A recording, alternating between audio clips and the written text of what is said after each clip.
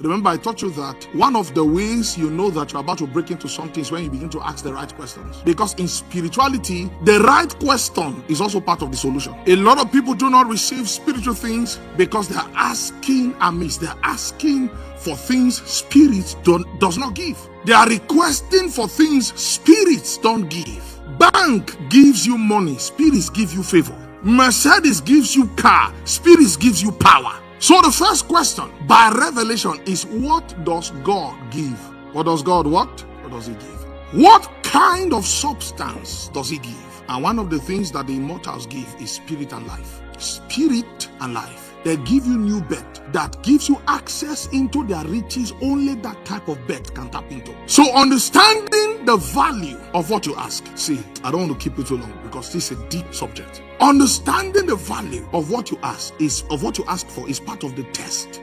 And I can tell you that there are a lot of people who can be in church for 10 years and they don't even understand the weight of the prayers they pray. They don't understand the commitment that comes with God giving something to a man. Do you know if your money, if your life, if your resources, if it comes from God, your whole life is now governed by priesthood? Have you not read that only a priest can eat from the altar? So it means if I begin to eat from the altar of the Spirit of God, guess what? I've become one with the Spirit that passes the altar. So it means that the one who dances in the holy place understands the value of that space. You understand the value of that space? The one who serves in the Holy of Holies understand the weight of that place. So he doesn't react like mortal men. He doesn't complain when they complain. It will take time for people who are not there with you to even see what you see. There's a responsibility that comes with asking from the immortal, and everything given comes with a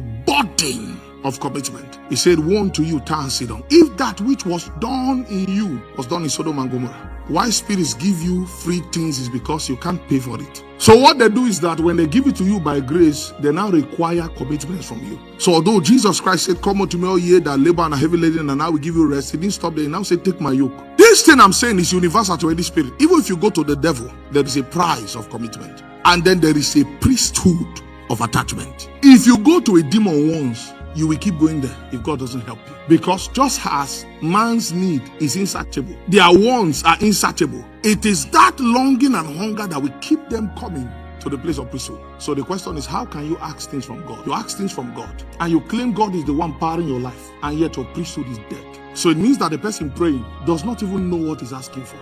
So we need to investigate all those promotion and cars you've been claiming that you've been getting from God that doesn't have any priesthood attachment or responsibility to it. Do you know that if someone comes here to give a testimony, what that testimony is supposed to do is not to make the pastor look powerful. It's actually to validate the faith you believe in. They overcame him by the blood of the Lamb and by the words of their testimonies.